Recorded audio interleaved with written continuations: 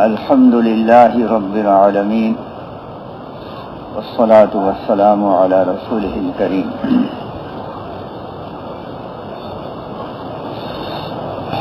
محترم بزرگوں اور دوستوں اور بھائیوں،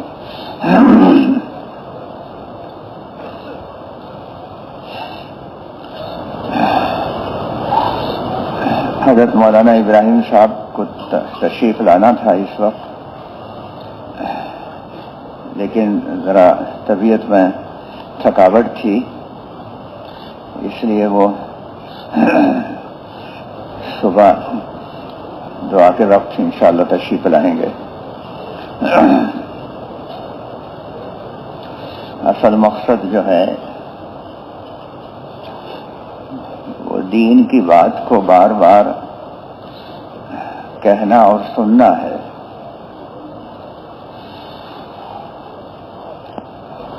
بار بار کہنے سے اور بار بار سننے سے ہی دل کے اندر اس چیز کی اہمیت بیٹھ جاتی ہے. ہمارے اندر اللہ سبحانہ و تعالی سے ہونے کی اور اللہ کے رسول صلی اللہ علیہ وسلم کے طریقوں کی اور اسی طرح سے آخرت کی اہمیت ہمارے دل کے اندر بیٹھ جائے، اس کے لیے یہی ضروری ہے کہ ہم بار بار اس کا تذکرہ کریں خود بھی، اور پھر بار بار اس کو سنیں. وہی بات بار بار سنی جائے اور بار بار کہی جائے. دنیا والوں کا یہی طریقہ ہے اپنی چیزوں کو دنیا میں عام کرنے کا. وہ اتنا زیادہ اس کا تذکرہ کرتے ہیں. انہوں نے کوئی چیز بنائی، اس کا نیا ماڈل بنایا، اب اس کو سڑک پر چل رہے ہیں تو ایک تصویر لگائی، پھر اسی کی دوسری لگائی، پھر تیسری لگائی، سینکڑوں لگا دی،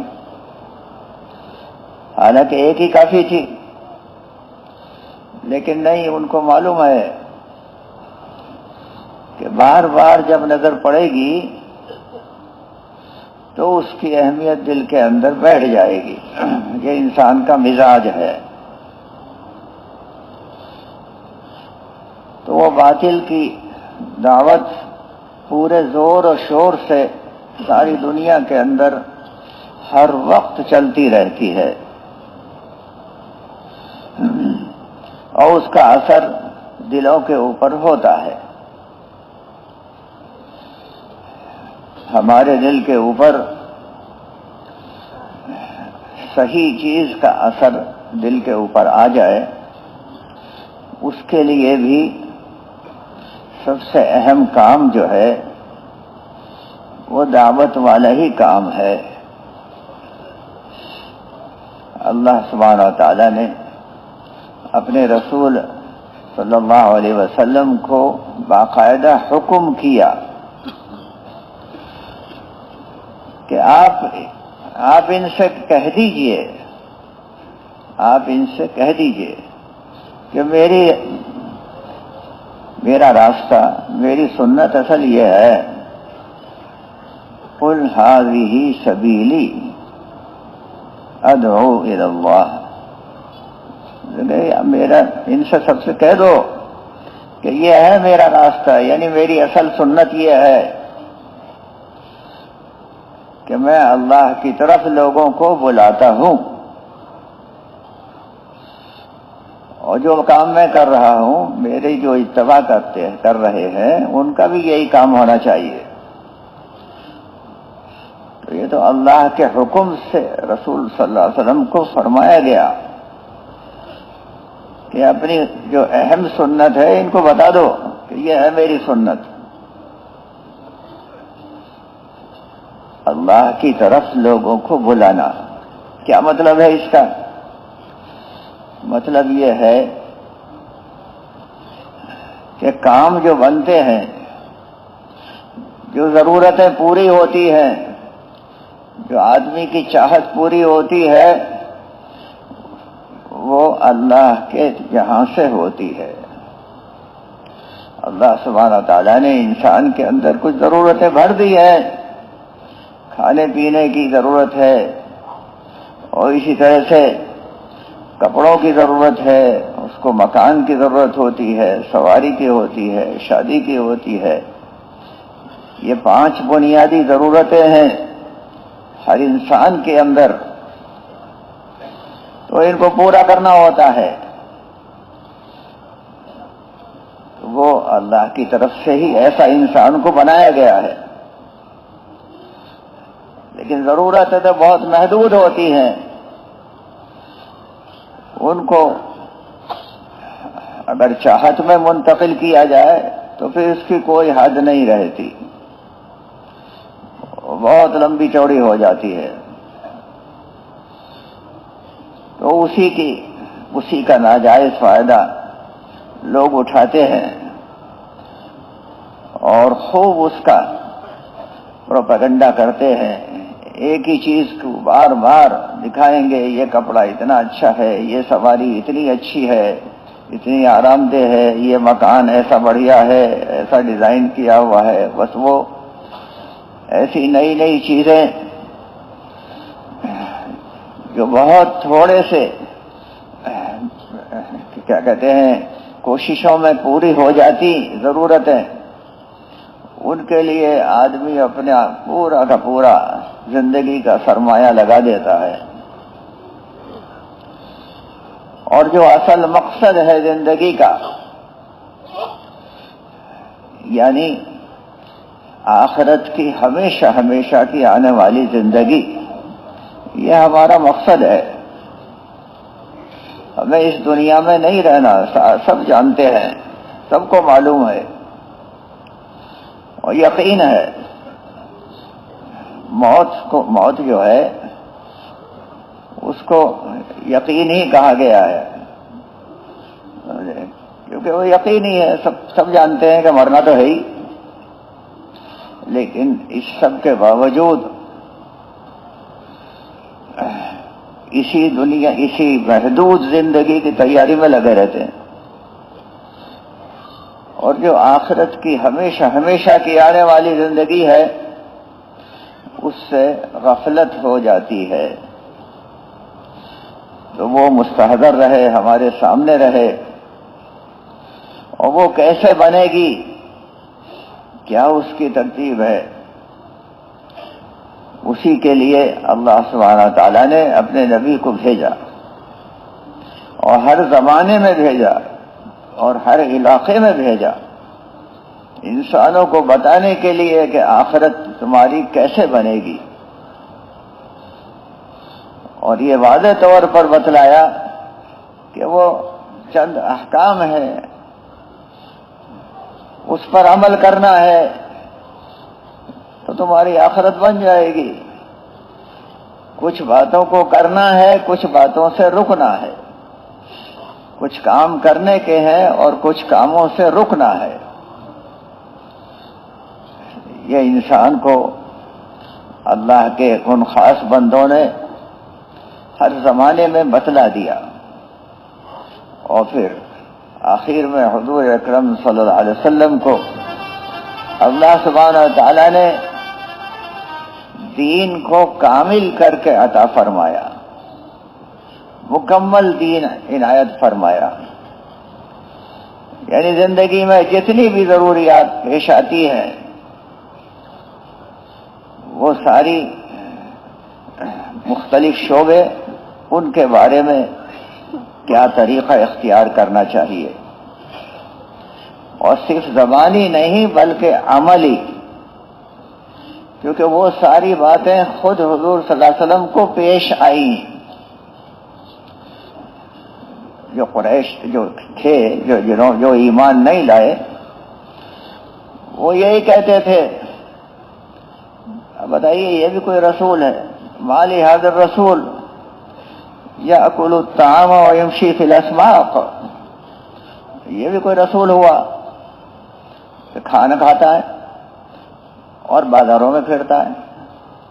اب بتائیے بھائی، انسان ہے تو کھانا نہیں کھائے گا تو اور کیا کرے گا؟ انسان ہی کو تو چل کر کے دکھانا ہے۔ اگر فرشتے کو بھیج دیتے، وہ یہی کہتے تھے کہ کوئی فرشتہ ان کے ساتھ آنا چاہیے تھا، ارے بھائی پھر تو فرشتہ تو دوسری مخلوق ہے، پھر یہ کہتے کہ بھائی وہ تو فرشتہ ہے، ہمیں وہ عمل کر رہا ہے تو وہ کر لے گا، ہم تو انسان ہیں۔ نہیں، ان کو، ہر نبی کو انسان ہی بنایا اور ان کے ساتھ وہ ساری ضرورتیں رکھی جو عام آدمی کے ساتھ ہوتی ہے، اور ان ضرورتوں کے ساتھ چل کر کے دکھلایا گیا، عمل کر کے دکھلایا۔ تو یعنی قولی بھی اور عملی بھی دونوں نمونے پیش کیے پوری انسانیت کے سامنے کہ یہ ہے طریقہ اصل کامیابی کے حاصل کرنے کا، اور ہر آدمی کامیابی ہی چاہتا ہے، کوئی آدمی ناکام ہونا نہیں چاہتا، لیکن کامیابی کس چیز میں ہے، اسی فیصلے میں غلطی ہو جاتی ہے۔ وہ سمجھتا ہے کہ چیزوں، جتنی زیادہ چیزیں قبضے میں آ جائیں گی اور میری کامیابی اوپر کو چلتی چلی جائے گی، لیکن نبی کے ذریعے سے اللہ سبحانہ و تعالیٰ نے یہ واضح کیا کہ کامیابی چیزوں میں نہیں ہے، بلکہ جو انسان کے جسم سے عمل صادر ہوتے ہیں، ان چیزوں کے استعمال میں یا ان کے حاصل کرنے میں، جو انسان کے جسم سے عمل نکلتا ہے اس سے کامیابی ملتی ہے، اور اگر وہ عمل بگڑتا ہے تو وہی ناکامی کی طرف لے جاتا ہے۔ یہی سمجھایا گیا، کامیابی اور ناکامی کا تعلق عمل سے ہے، چیزوں سے نہیں ہے۔ چیزیں تو اللہ سبحانہ و تعالیٰ نے بنائی ہے، وہ امتحان کے لیے ہے، ضرورتیں بھی اور چیزیں بھی۔ یہ آدمی مر کے چلا جائے گا ہمیشہ ہمیشہ کی جنت میں، وہاں کھائے گا، وہاں اس کو حاجت نہیں ہوگی، ضرورت نہیں ہوگی، سمجھے؟ اور جو اس کو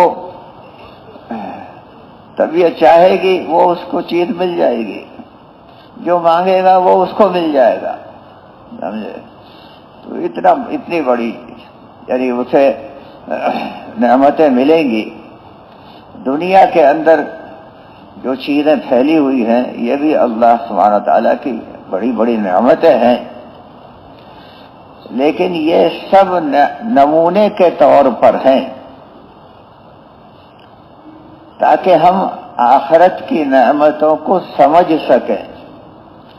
اگر دنیا میں یہ نعمتیں نہ ہوتی تو ہم آخرت کی نعمتوں کو سمجھ بھی نہ پاتے، اور ہمارے اندر اس کی حرص اور اس کی طمع اور اس کے حاصل کرنے کے لیے ہم آگے نہ بڑھتے، کیونکہ انسان کی فطرت ہے کہ جس چیز میں اس کو نفع دکھلائی دیتا ہے اسی کی طرف کو بڑھتا ہے۔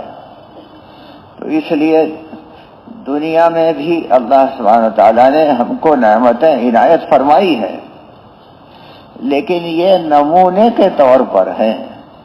حقیقی نعمتیں کھانے پینے کی، پہننے کی اور دوسری نعمتیں جو انسان دنیا میں حاصل کر کے ان سے لذت حاصل کرتا ہے، وہ اللہ سبحانہ تعالیٰ نے انسانوں کے لیے جنت میں رکھی ہے، اور وہ کبھی ان کو زوال نہیں ہوگا۔ یہاں تو آپ کھانا کھائیں تو وہ اندر جا کر کے ہی وہ غلاظت میں منتقل ہو جاتا ہے، یعنی وہ باہر نکل جائے تو اسے کوئی دیکھنا بھی پسند نہ کرے۔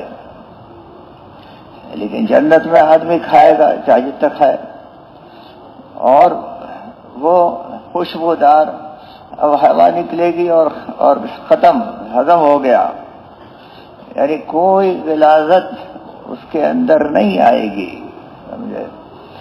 یہ اللہ سبحانہ تعالیٰ کا فضل و کرم احسان ہے، کیونکہ وہ حقیقی نعمتیں ہیں، وہ یہ نقلی والی نہیں ہے جو دنیا میں ملی ہوئی ہے سمجھنے کے لیے کہ ہمیں کیسی کیسی نعمتیں اللہ سبحانہ تعالیٰ نے آخرت میں رکھی ہے، اور وہ ہمیشہ کے لیے ہے، ان کو زوال نہیں ہے، بلکہ وہ بڑھتی چلی جائیں گی، سمجھے؟ تو وہ نعمتیں کم نہیں ہوں گی۔ دنیا میں تو کبھی ملتی ہے، کبھی معلوم ہوا کہ بالکل آدمی محروم ہو گیا، یعنی اس کی صحت ہی خراب ہو گئی، اور وہ جو چیزیں رکھی ہوئی ہیں ان کو کھانے کے لیے طبیعت ہی نہیں چاہتی ہے، نہ پہننے کی طبیعت چاہتی ہے، اور وہ ہر چیز سے وحشت کھانا شروع کر دیتا ہے۔ یہ حال اس کا بنتا ہے، خدا نہ خواستہ کوئی بیمار ہو جائے تو وہ اسے ہر چیز سے وحشت ہونے لگتی ہے۔ یہ بات جنت میں نہیں ہونے والی ہے۔ تو بھائی دوستو بزرگوں، اسی کی دعوت دینا اور اسی کو سمجھانا لوگوں کو، بار بار یہ بات سمجھائی جائے گی تو پھر ہماری سمجھ میں خود آ جائے گی، سمجھے؟ ہماری سمجھ میں خود آ جائے گی۔ آدمی جانتا ہے، لیکن باہر کی جو باطل کی دعوتیں ہیں ان سے متاثر ہو جاتا ہے، اور پھر وہ خوف کھا کر کے وہ اپنی بات کو بھی چھپا لیتا ہے۔ ایک نوجوان، یہ بہت پرانی بات ہے، جب ہم بھی نوجوان تھے، تو اس سے ہم نے کہا پیرس میں کہ بھائی تم ہمارے ساتھ چلو۔ وہ عرب ملک الجزائر کا تھا۔ اچھا، وہ عربی بولیں، لیکن وہ عربی تو بولتے ہیں، لیکن عربی پتہ نہیں کون سی عربی ہوتی ہے، وہ ایسی نہیں ہوتی جو ہماری ہوتی ہے، اور ہماری نہ سمجھ میں آ گئے اور نہ وہ ہم بولے تو ان کی سمجھ میں بھی پوری نہ آ گئے۔ تو ہم نے کہا تو ہمارے ساتھ چل، تو وہ کہا تھا ہاں چلوں گا۔ تو وہ چلا گیا، ہفتے کے دن، وہ اتوار کے دن گیا، اور وہاں وہ شہر سے باہر جھگی جھونپڑیوں میں ہم نے جمع کیا۔ وہاں بہت سارے مزدور ٹائپ کے لوگ دکھائی دیے، اور سب کو جمع کر کے اس نوجوان نے جو بات کی، اب تو عرب ہے، تو عرب تو عربی ہوتا ہے، سمجھے؟ اس کی زبان میں پتہ نہیں کیا ہوتی ہے، جادو ہوتا ہے، اور جو اس نے زوردار بات کی ان سے، اب وہ سب حیرت میں سنے جی، ان کی بات، ہماری بات تو کچھ سمجھے نہیں، اور اس کی بات انہوں نے اپنی اس زبان میں، جو اپنی مقامی زبان ہے اس میں بات کی۔ اچھا، وہ ہم بہت خوش ہوئے، ان کی تشکیل کی کہ بھائی کل کو تم اگلے ہفتے میں وہاں آنا، جگہ بتائی کہ وہاں پر آیا کرو۔ اگلے دن وہ شام کو میرے پاس آیا ہاسٹل میں، اور وہ بہت پریشان، اور میں نے کہا کہ بھائی کیا بات ہے؟ وہ کہہ رہے ہیں کہ میں نے وہاں وہ میٹرو اسٹیشن، میٹرو جو ہوتی ہے شہر میں، اس میں صفائی کرنے کا کام کرتا تھا، وہ اس کو ملازمت ملی ہوگی بیچارے کو۔ تو وہ کہنے لگا میں نے وہاں مصلی بچھا کے نماز پڑھنی چاہیے ظہر کی، اور وہ اسٹیشن ماسٹر آ گیا، اس نے مجھے ڈانٹا بہت زور سے، ارے یہ کیا کر رہے ہو؟ تو میں نے کہا، اس نے کہا کہ میں نے اس سے کہا نماز پڑھا، یہ کوئی جگہ ہے نماز پڑھنے کی؟ تو بھاگ جہاں سے، اور آئندہ مت کرنا۔ اور وہ مجھ سے کہا کہ بتائیے یہ اب میں کیا کروں؟ میں نے کہا کہ بھائی تو ابھی تک تو وہاں پڑھتا نہیں تھا نماز، اب پتہ نہیں گھر بھی پڑھتا تھا ہی نہیں پڑھتا تھا، اور اب تو بعد میں پڑھ لیا کر۔ میں نے اس سے یہ کہا، نہیں الصلاۃ علی وقتہا، اور مجھ سے یہ کہا کہ نماز تو وقت پہ پڑھی جاتی ہے۔ میں نے کہا ہاں ہے تو یہی بات، مگر اب جب وہ تجھے وہاں ملازمت کرتا ہے، وہ منع کر رہا ہے تو کیا کریں؟ خیر وہ مطمئن نہیں ہوا میری بات سے اور چلا گیا۔ اگلے دن پھر آیا روتا ہوا اور کہیں کہ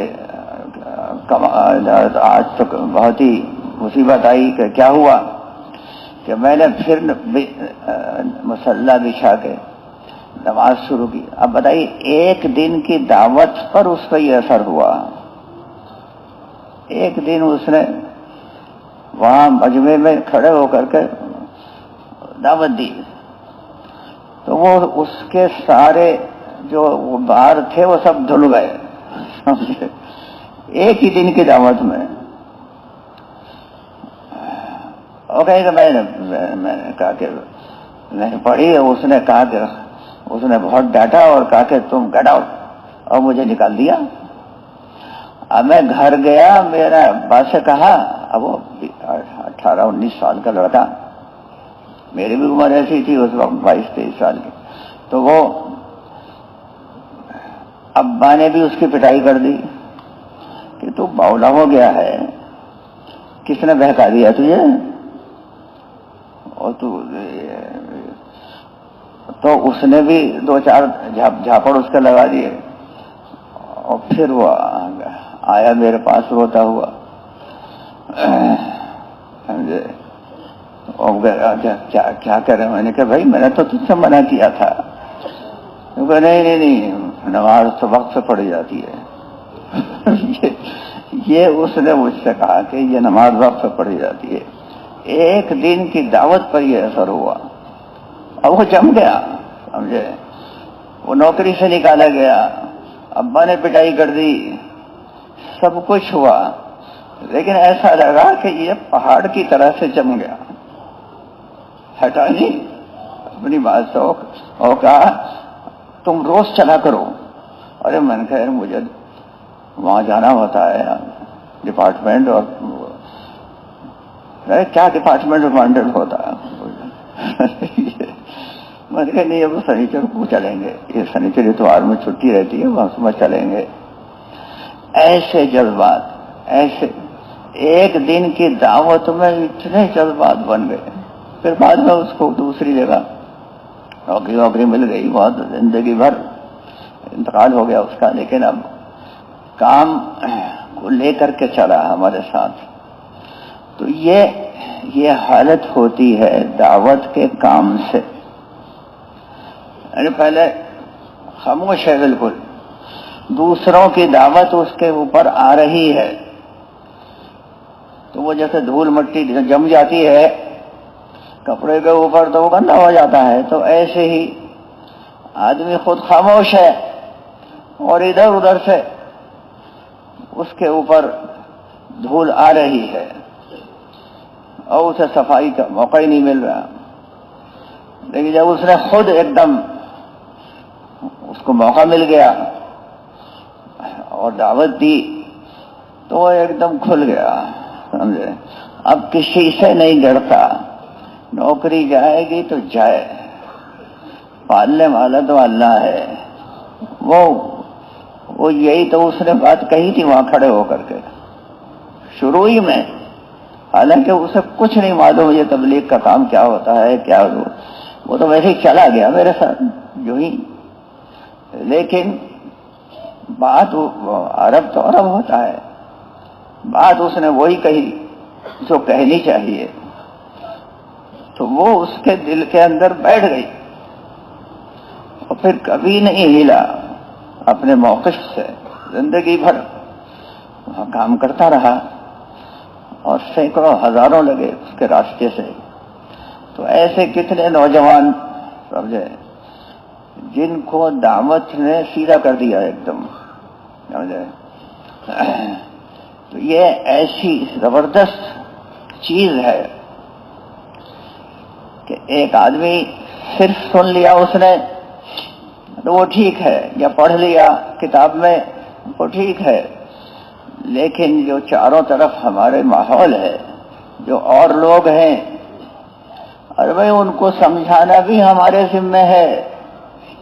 اور اگر ہم نہیں سمجھائیں گے تو وہ ہم کو سمجھا دیں گے الٹا. اگر ہم ان کو صحیح بات نہیں بتائیں گے تو وہ تو چیزوں کی اہمیت بیان کر ہی رہے ہیں اور وہ ہمارے دل کے اندر بیٹھ جائے گی. اسی لیے جو سب سے بنیادی چیز ہماری اس تبلیغ و دعوت کے محنت میں ہے وہ یہ گشت کا عمل ہے. سمجھے، یہ بہت سیدھا سادہ سا کام ہے. اپنے بھائی کے ساتھ سامنے جاتے ہیں تو وہ بھی گشت میں کیا کہتے ہیں؟ یہی تو کہتے ہیں، اور بھائی یہ کلمہ آپ نے بھی پڑھا ہے ہم نے بھی پڑھا ہے اور یہ تو زمین و آسمان سے بھی زیادہ قیمتی ہے. سمجھے، اور بھائی اس کلمے کی بات مسجد میں ہو رہی ہے، تم چلو. وہ اتنی بات ہی تو کہتے ہیں، اس سے آگے تو کچھ کہتے نہیں اور اسی میں کام ہو جاتا ہے. وہ کہے گا یہ مجھے تو سبزی لینے جا رہا ہوں اور میں تو فلاں کام کرنے جا رہا ہوں. نہیں وہ بھی ہو جائے گا، تم ابھی تو چلو. اب وہ اس کے اوپر بوجھ پڑتا ہے. ذہن پہ کوئی چیز تھی دنیا کی لیکن اس کو قربان کر دیا اور وہ آ کر کے حلقے میں بیٹھ گیا جہاں دین کی بات ہو رہی ہے، جہاں ایمان کی بات ہو رہی ہے، جہاں اللہ اور اس کے رسول کے کلام کو پڑھا جا رہا ہے. وہ اس میں آ کر کے بیٹھ گیا اور پھر وہ خود کہنے والا بن گیا، خود گشت میں جانے والا بن گیا. تو اس کی کیفیت ایک دم بدل جاتی ہے. سمجھے، یہ گشت کی خاص بات ہے. سمجھے، تھوڑا سا اپنے ساتھ بھی لے لیتے ہیں، وہ بھی گشت میں تو یہی کرتے ہیں نا، کیسے بھی تم بھی ہمارے ساتھ ہو جاؤ، یا مسجد میں نہیں ہے تو تم ہمارے ساتھ تو ہو جاؤ. تو وہ بار بار اسی بات کو سنتا ہے. سمجھے، اور جو متکلم ہے اس کو بھی یہی کہا جاتا ہے کہ بھئی تم اپنے ضعیف ایمان سے قوی ایمان کی بات کہو. تمہارا ایمان، تم یہ نہ سمجھنا کہ میرا ایمان بہت مضبوط ہے، اپنے ضعیف ایمان سے قوی ایمان کی بات کہو. تو پھر اللہ سبحانہ و تعالیٰ اسی کے ذریعے سے کام بنا دے گا. تو وہ خود اس کا ڈلمول ہے دل کے اندر، لیکن وہ جم کے بات کہتا ہے کہ بھئی اللہ ہی سے ہوتا ہے، اللہ کے غیر سے نہیں ہوتا. تو جب وہ جم کے ایک بات کہتا ہے تو وہ سارے جالے ایک دم صاف ہو جاتے ہیں، اس کہنے والے کے بھی اور جن سے کو بات ہو رہی ہے وہ بھی ایک دم متاثر ہو جاتے ہیں. کیونکہ یہ ایک حق ہے. ایک ہوتی ہے دعوت باطل کی اور ایک دعوت ہوتی ہے حق کی. وہ بالکل ایسے ہے جیسے روشنی اور اندھیرا. تو اندھیرا تو کوئی چیز ہی نہیں ہوتی ہے. روشنی کا نہ ہونا اسی کو اندھیرا کہتے ہیں. حق کی بات نہیں کہی جا رہی ہے اسی لیے باطل کی بات چل پڑتی ہے. تو حق کی بات کہیں گے تو وہی غالب ہوگی. وہ پھر باطل سامنے آتا نہیں ہے، باطل ٹکرا کر کے ایک دم بھاگ جاتا ہے. زاہق اس کو کہا کہ بھاگ جائے گا، بھگوڑا ہوتا ہے. ذرا حق کی بات کہی ہے کہ اللہ سے ہوتا ہے، اللہ کے غیر سے نہیں ہوتا، نبی کے طریقے پر ہوتا ہے. تو وہ اور بھی یہاں اصل تو آخرت ہے، کیونکہ لوگوں کے سامنے زندگی کا مقصود ہے ہی نہیں. ساری دنیا اندھیرے کے اندر ہے.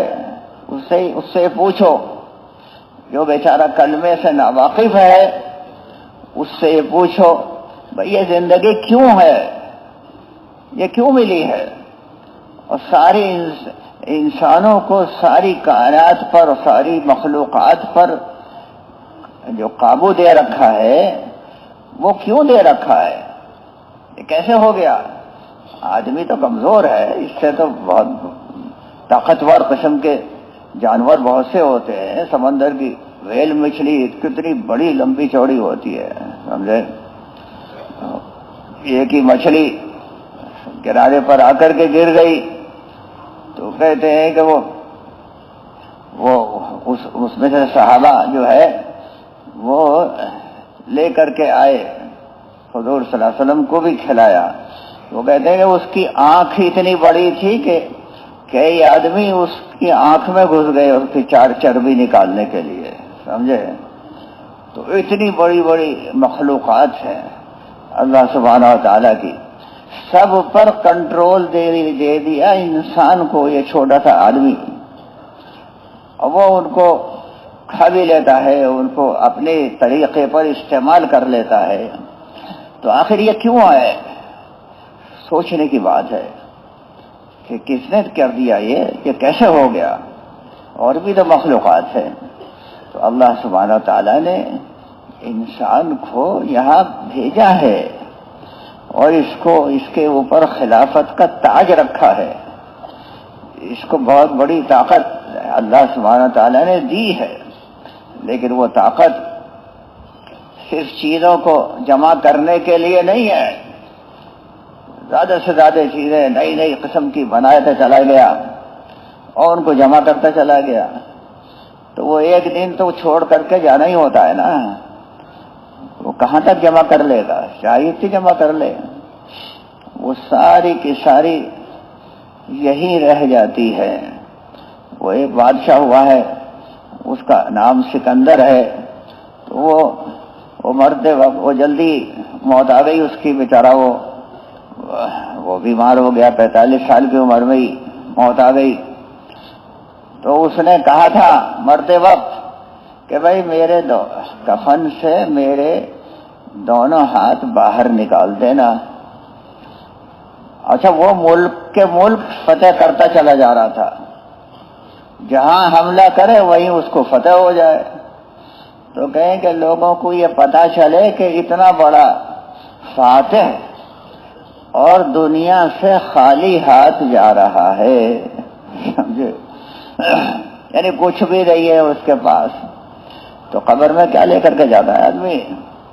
چاہے جتنا مال جمع کر لو، چاہے اتنے ملکوں پہ قبضہ کر لو، لیکن موت آ کر کے سب چیزوں کو ختم کر دیتی ہے، کچھ نہیں جاتا ساتھ میں. یہ حقیقت واضح ہے ہر ایک کے اوپر، لیکن اس کو بالکل بھول جاتا ہے اور وہ جمع کرتا رہے گا. تو بھائی دوستو بزرگوں، اگر دعوت دیتا رہے، بار بار لوگوں کو سمجھاتا رہے، تو پھر خود اس کی سمجھ میں بات آ جاتی ہے.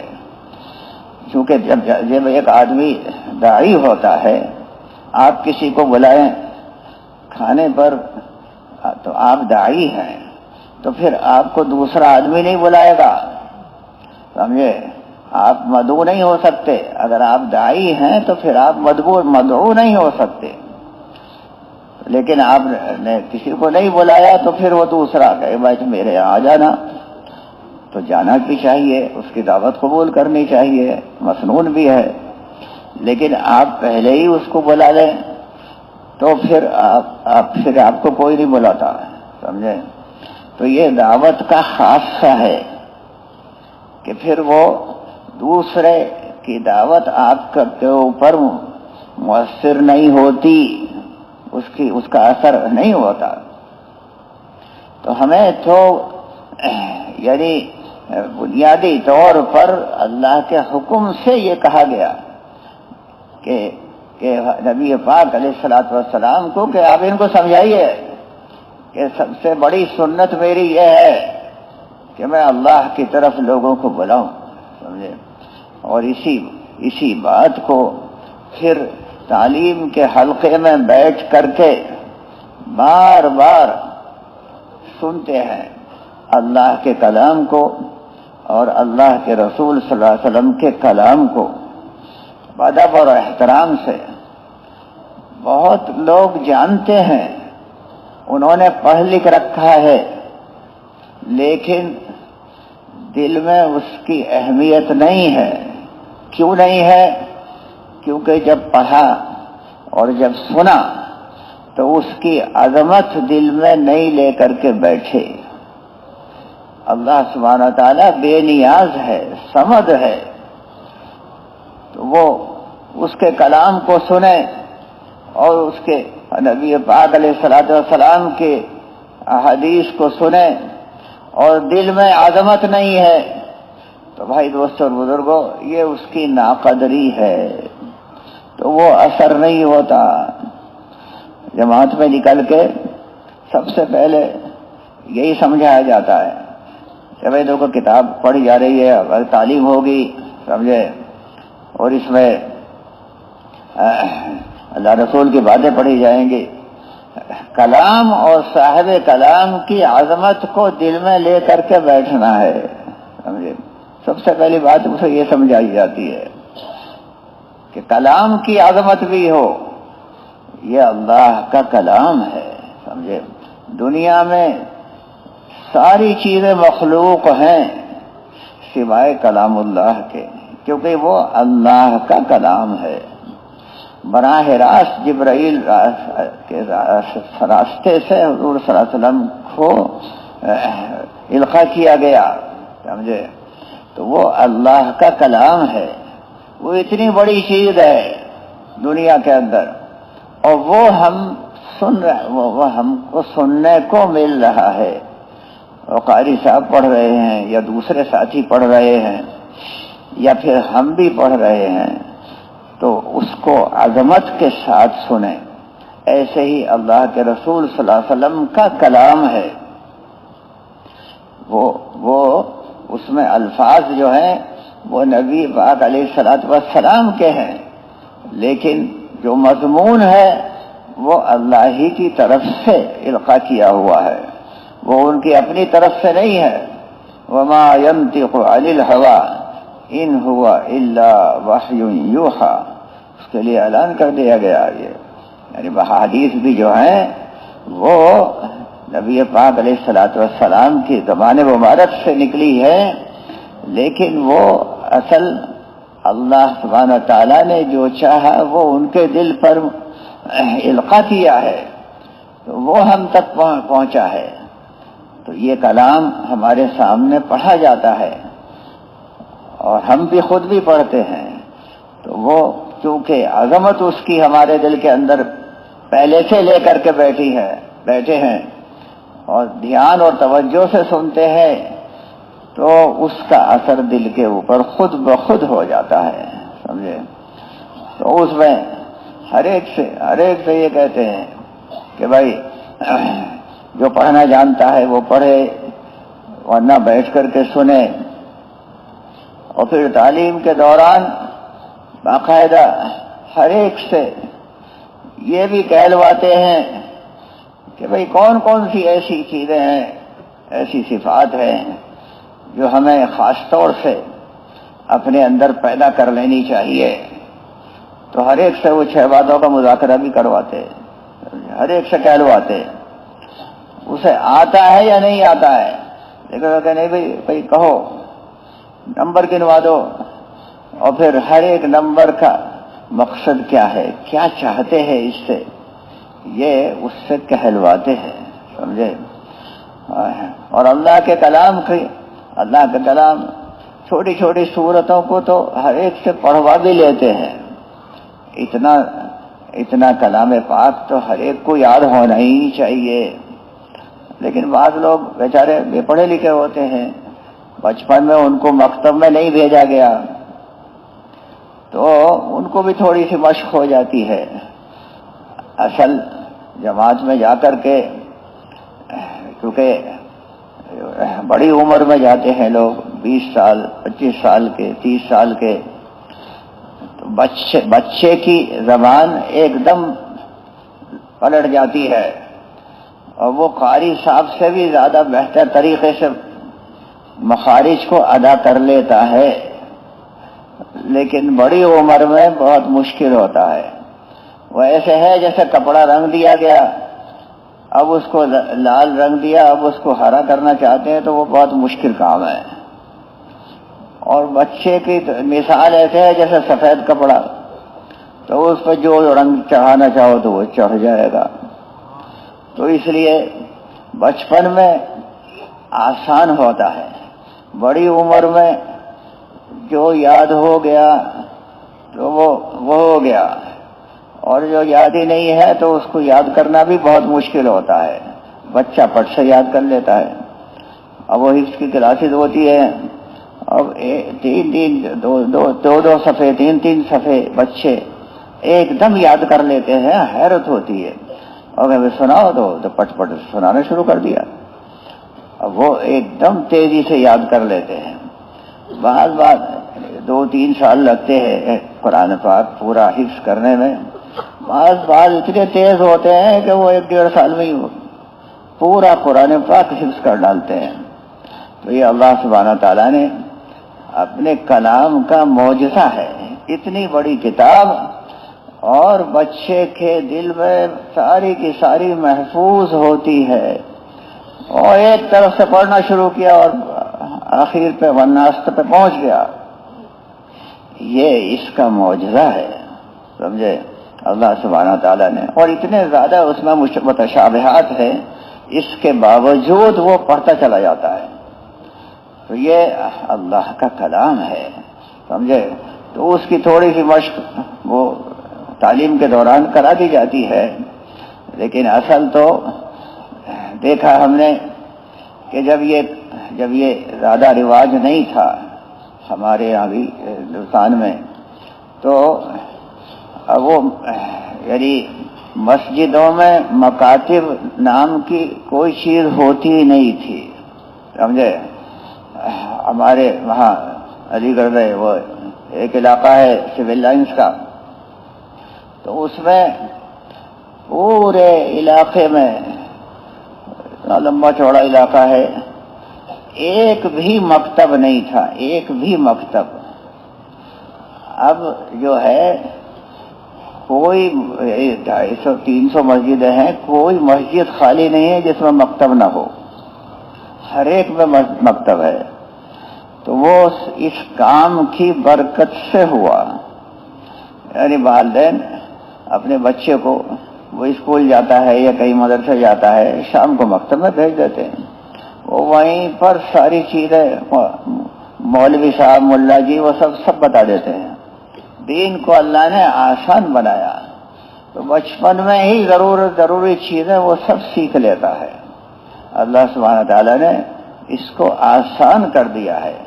تو وہ سب چیزیں مسائل کی جو ہے وہ بچپن ہی میں سامنے آ جاتی ہیں اور ان کا استحضار رہتا ہے. تو بھائی دوستو بزرگوں، بڑی عمر میں وہ تصحیح نہیں کر پاتے، لیکن کم سے کم اپنے بچوں کی فکر کر لیتے ہیں اور وہ اپنے بچوں کو بھیج دیتے ہیں. تو وہ سارا ماحول بدل گیا، دیکھتے دیکھتے ماحول ہی بدل گیا اور ساری دنیا کا بدلا ہے.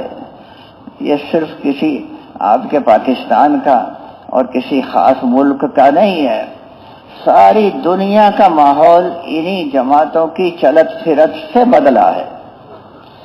اب وہ بچوں کو مکتب میں بھیجنا شروع کر دیا لوگوں نے، اور ایک دم ماحول بدل گیا. وہ جو جو اپنی اسلامی لباس کو پہننے میں شرم محسوس کرتے تھے اور حیا کہ بھئی اسے کیسے پہنیں گے، اور وہ پورا لمبا چوڑا چوغا پہن کے اور صافہ باندھ کے، ایک صاحب مجھ سے کہنے لگے اب یہ شیروانی کی ٹوپی ہے، کہیں کہ یہ کیا روسیوں کی ٹوپی پہن رکھی ہے، صافہ باندھا کرو۔ یعنی پہلے تو بالکل ننگے سر رہتے تھے اور پھر مجھ سے کہے کہ یہ صافہ باندھا کرو۔ ارے میں نے کہا بھائی اس پہ شیروانی پہ تو یہ ٹوپی چلتی ہے، میں کیا کروں؟ تو وہ ایسا جذبہ پیدا ہوتا ہے لوگوں کے اندر کہ جہاں تو بالکل اسی ملک کے لوگوں میں گھل مل گئے، لیکن ذرا سی دعوت اور ذرا سے تعلیم کے حلقے میں بیٹھے تو ایک دم اپنا سارا بدل گیا، اور جرأت کے ساتھ عصا لے کر کے اور گھومتے ہیں، اور بازاروں میں بھی جاتے ہیں اور سب جگہ جاتے ہیں، گشتوں میں بھی جاتے ہیں۔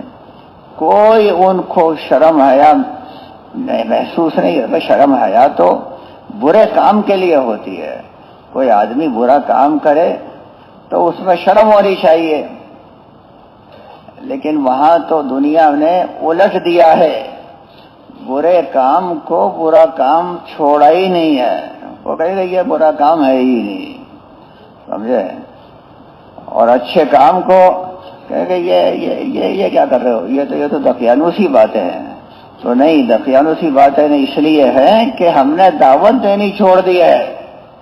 اگر دعوت دیں گے اور اس کا تذکرہ کریں گے اور اس کو بار بار تعلیم کے حلقے میں بیٹھ کر کے سنیں گے تو پھر وہ دقیانوسی نہیں رہے گی، بلکہ وہی بات ہمارے دل کے اندر بیٹھ جائے گی، اسی کی اہمیت بیٹھ جائے گی، سمجھے؟ تو بزرگوں اور دوستو، یہ اللہ کا بڑا احسان ہے کہ اللہ کے راستے میں نکل کر کے ہمیں اس بات کی توفیق ملتی ہے، ہمیں موقع مل جاتا ہے کہ ہم اپنے آپ کو اس معاشرت پر لائیں، سمجھے؟ اور ان کاموں کے اندر اپنے کو مشغول کریں جس کام کے لیے اللہ نے ہم کو پیدا کیا۔ اب ہمیں کیوں پیدا کیا؟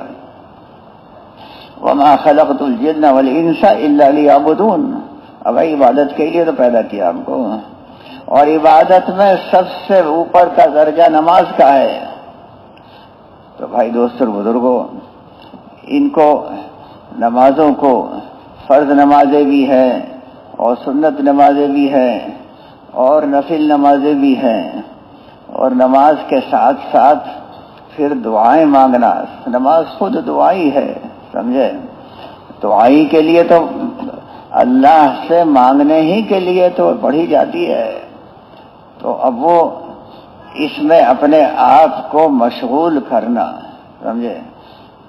تو یہ چیز آدمی کی پابندی کے اندر خود بخود آ جاتی ہے، اللہ کے راستے میں نکل کر کے پھر وہ وقت کے ساتھ پابندی آدمی خود بخود کرنا شروع کر دیتا ہے، اور اس کو چین ہی نہیں آتا۔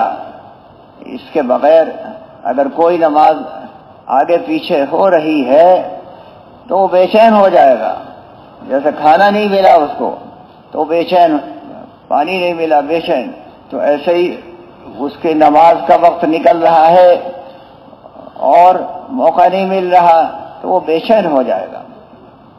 تو بھائی دوستو اور بزرگوں، یہ اللہ کا بہت بڑا فضل و کرم احسان ہے کہ جو مقصد ہے اس پر آدمی آ جاتا ہے۔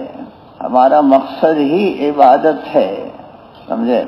یہ دوسری بات ہے کہ معاشرت کی جتنی چیزیں ہیں ان کو بھی اللہ نے ہمارے لیے عبادت ہی بنا دیا ہے، یعنی ہم کھاتے پیتے ہیں، کپڑے پہنتے ہیں اور دوسرے دنیا کے کام کرتے ہیں، اگر وہ سنت کے مطابق ہوں گے تو وہ بھی عبادت ہی میں لکھے جائیں گے۔ لیکن بعض چیزیں جیسے نماز ہے وہ تو خالص عبادت ہی ہے، اس میں چیزوں سے بالکل کاٹ دیا جاتا ہے، پہلے ہی نیت باندھنے سے پہلے ہی ساری چیزیں اوپر، آدھا ہاتھ اٹھائے اور کہا کہ سب پیچھے نہیں، اب تو صرف ہم اللہ کے ذکر کے اندر ہی مشغول ہو جائیں گے۔ تو یہ موقع خشوع و خضوع کے ساتھ نمازوں کے ادا کرنے کا اللہ کے راستے میں حاصل ہو جاتا ہے، سمجھے؟ اور پھر بھائی دوست اور بزرگوں، اسی کے ساتھ ساتھ کیونکہ ضرورتیں ہیں انسان کی ہر ایک کی، تو ہم کو خود اپنی ضرورتیں پوری کرنا اور اپنے بھائیوں کی، دوستوں کی اور بستی والوں کی ضرورتیں، بجائے اس کے کہ ہم اس کے متوقع رہیں کہ کوئی ہماری ضرورت پوری کرے، نہیں، ہم لوگوں کی ضرورت پوری کریں، اس کی مشق کرائی جاتی ہے اللہ کے راستے میں نکل کر کے۔ تو یہ اللہ کا فضل و کرم اور احسان ہے کہ اللہ سبحانہ تعالیٰ نے ایسا خوبصورت کام تبلیغ و دعوت کا ہم کو عنایت فرمایا کہ اس میں جو چار یہ کام ہیں بڑے بڑے، دعوت کا، تعلیم و تعلم کا، اور ذکر و عبادت کا، اور خدمت کا، یہ چاروں کام وجود میں آتے ہیں اور ان کو سیکھتے ہیں کہ کیسے کرنا چاہیے، کرنا آتا نہیں ہے، سمجھے؟ سنت کے مطابق ان کو کیسے کیا جائے، یہ اللہ کے راستے میں نکل کر کے عملی طور پر یہ چیز سامنے آ جاتی ہے، اور الحمدللہ ماحول بدلتا چلا جاتا ہے، ساری دنیا نے اس سے استفادہ کیا ہے، سمجھے؟ سارے دنیا میں، اور سب جان رہے ہیں، دیکھ رہے ہیں کہ کیسے یہ دیکھتے دیکھتے حالات دنیا کے بدل گئے، سمجھے؟ اور اس کے لیے نہ کسی سے پیسہ مانگنا ہے اور نہ کسی سے پوزیشن مانگنی ہے، سمجھے؟ یہ دو چیزیں ہوتی ہیں جن کے لیے آدمی مرتا رہتا ہے، مجھے پیسے دے دو تاکہ میں چیزیں خریدوں، اور مجھے پوزیشن دے دو، مجھے مجھے ووٹ دے دو، میں وہاں بیٹھ کر کے تمہاری خدمت کروں گا۔ ارے بھائی، یہ سب کی کوئی ضرورت نہیں ہے، وہ تو خدمت کرنا شروع کر دے آدمی، اور کہے بھی نہیں کہ ہم خدمت کر رہے ہیں، کیونکہ لینا تو اللہ سے ہے، بندوں سے کچھ نہیں لینا ہے، سمجھے؟ بندے کیا دیں گے؟ اللہ سبحانہ تعالیٰ نے دنیا میں بھی دینے کا وعدہ فرما رکھا ہے، سمجھے؟ محبوبیت کس کو ملتی ہے؟ وہ ایمان والے ہی کو ملے گی، سمجھے؟ غیروں کو نہیں ملتی ہے، غیر تو اتنے دور ہو گئے، محبت سے اتنے دور ہو گئے کہ انہیں وہ میاں بیوی کے اندر تو بہت محبت ہونی چاہیے، وہ ان کا بھی پتہ نہیں ہے کہ میاں کہاں ہے اور بیوی کہاں ہے، سمجھے؟ ایسی مصیبت میں گرفتار ہو گئی ہے دنیا، تو پتہ ہی نہیں ہے کہ کہاں پہنچے ہیں۔ اور ایک ایمان والا ہے، وہ اس کو محبوبیت ملتی ہے، اس کو عزت ملتی ہے، سمجھے؟ العزت للہ ولرسولہ وللمؤمنین ولکن المنافقین لا یعلمون، یہ بھی اللہ کی طرف سے ایمان والوں ہی کو ملتی ہے، اور اللہ سبحانہ تعالیٰ برکت بھی دیتے ہیں، برکت کا لفظ، سمجھے؟ یہ برکت کا لفظ تو عربی کا ہے، ہمارے یہاں اردو میں جو آیا ہے تو وہ عربی سے لے لیا ہے، اور دوسری زبانوں میں برکت کو جانتے ہی نہیں ہے کہ برکت بھی کوئی چیز ہوتی ہے۔ برکت کا مطلب ہوتا ہے کہ تھوڑے چیز میں زیادہ کام ہو گیا، تھوڑے وقت میں زیادہ کام ہو گیا، تو یہ برکت کہلاتی ہے۔ تو اس کو جانتے ہی نہیں ہے۔ اللہ سبحانہ تعالیٰ نے یہ دنیا میں یہ مقدر کیا ہے، محبوبیت بھی، عزت بھی، برکت بھی، یہ چیزیں دنیا میں ملتی ہیں دین پر، اصل انعام آخرت میں ملے گا، لیکن دنیا میں بھی اللہ سبحانہ تعالیٰ یہ چیز عطا فرماتے ہیں۔ آپس میں ایک دوسرے سے محبت پیدا ہوتی ہے، سمجھے؟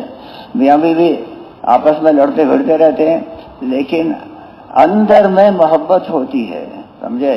وہ چیز نہیں ہے کہ وہ بے تعلقی کہ وہ اپنے راستے یہ اپنے راستے۔ اب یہ کوئی بات ہوئی؟ وہ گائے بیل بھینس کی طرح سے، کوئی اسے پتہ ہی نہیں ہے بھینس کو کہ میرا باپ کون ہے، میری ماں کون ہے، خالہ کون ہے، وہ کچھ پتہ نہیں ہے۔ تو ایسے ہی انسانیت اس مقام پر پہنچ گئی ہے کہ انہیں پتہ ہی نہیں ہے کہ کون کون کہاں جا رہا ہے۔ نہیں بھائی، ہمارے تو رشتوں کو جوڑنے کی ترغیب دی گئی ہے، سمجھے؟ فضائل صدقات میں وہ رشتہ داری کے اوپر اتنا لکھا ہے حضرت شیخ نے کہ وہ زندگی ایک دم پلٹ جاتی ہے۔ ہمارے یہاں ایک لڑکا تھا طالب علم، تو وہ جماعت میں اسے تشکیل کر کے لے گئے دوسرے لڑکے۔ وہ 8-9 دن کے بعد یہ کہنے لگا امیر صاحب سے، کہا امیر صاحب کہا بھائی کیا بات ہے؟ میں اپنے ابا کو خط لکھوں؟ تو کہا کہ ہاں کیوں نہیں، لکھو، ضرور لکھو۔ تو کہا میں اس لیے پوچھ رہا تھا کہ میں تو گھر سے بھاگ گیا تھا اور میں بولتا ہی نہیں، نہ ماں سے بولوں نہ باپ سے۔ بعض لڑکے جو ایسے ہوتے ہیں بالکل اپنا دوسرے ان کے ساتھ مل کر کے، اب اس نے یعنی جب وہ بیٹھا فضائل کی تعلیم میں اور اس نے سنا کہ باپ کیا چیز ہوتا ہے، ماں کیا چیز ہوتی ہے، سمجھے؟ ابھی زندگی میں نے کبھی نہیں سنا۔ اور پھر وہاں کہے کہ وہ تو ساری جنت ساری دنیا سب ماں باپ کے پیروں کے نیچے ہے، تو زندگی بدل گئی۔ اب بتائیے، جب وہ خط ان کے ابا کے پاس پہنچا تو کیا حال ہوا ہوگا کہ میرا بیٹا واپس آ گیا۔ تو یہ چیزیں یہ ساری کی ساری موجود ہے انہی کتابوں کے اندر۔ یہ فضائل کی کتابیں یہ معمولی نہیں ہیں، یہ مولانا الیاس صاحب رحمۃ اللہ علیہ نے حضرت شیخ سے لکھوائی ہیں باقاعدہ۔ تو یہ بہت قیمتی کتابیں ہیں، اور اس کے حلقے میں آدمی بیٹھے تو ایک دم زندگی پلٹتی ہے، معاشرت بھی پلٹتی ہے، معاملات بھی ٹھیک ہوتے ہیں اور عبادات بھی ٹھیک ہوتی ہے، اور جتنے بھی زندگی کے شعبے ہیں وہ سارے ٹھیک ہو جاتے ہیں۔ یہ اللہ کا فضل و کرم اور احسان ہے کہ اللہ سبحانہ تعالیٰ نے اس سیدھے سادے کام کے اندر یعنی کوئی اس میں پیچیدگی ہے ہی نہیں۔ بالکل بے پڑھا لکھا آدمی وہ بھی 4 مہینے کے لیے جا سکتا ہے، اور بہت دانشور ہے پڑھا لکھا ہے وہ بھی چلے 4 مہینے کو جا سکتا ہے، مہینے کی 3 دن کی اپنی محلے کی جماعت کو لے کر کے جا سکتا ہے۔ تو کوئی کسی کو پریشانی نہیں ہے۔ اللہ سبحانہ تعالیٰ نے ایسا آسان کام ہم کو عنایت فرمایا، اور 100 برس ہو گئے اس کو چلتے چلتے، سمجھے؟ اور اسی انداز سے چل رہا ہے، سمجھے؟ اور الحمدللہ زندگیاں اس سے پلٹا کھا رہی ہیں، اور جو بھی وقت لگاتا ہے اپنے کو تھوڑی سی قربانی کے لیے تیار کرتا ہے۔ قربانی تو تھوڑی سی دینی ہی پڑتی ہے، اپنا گھر اور اپنے کاروبار کو چھوڑنا تھوڑے وقت کے لیے، بالکل لیا نہیں بلکہ کچھ وقت کے لیے چھوڑ دو۔ وہ کاروبار اور وہ گھر جو ایک دن ہم کو چھوڑنا ہی پڑے گا، اس کو چھوڑنے کی پہلے سے مشق کر لی جائے۔ وہ یہی کام ہے جماعت میں جانے کا، چلے کے لیے 4 مہینے کے لیے اور شوقات کے لیے جماعتیں جاتی ہیں، سمجھے؟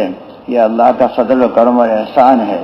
اور نہیں جاتی ہمارے محلے سے تو ہم اپنی مسجد کی جماعت کو مضبوط کریں، بنائیں۔